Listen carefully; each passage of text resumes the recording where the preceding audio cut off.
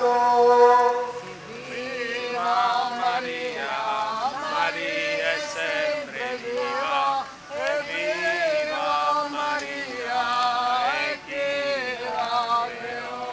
Con queste tre parole voglio iniziare il canto, la storia alla Madonna, la già cantana.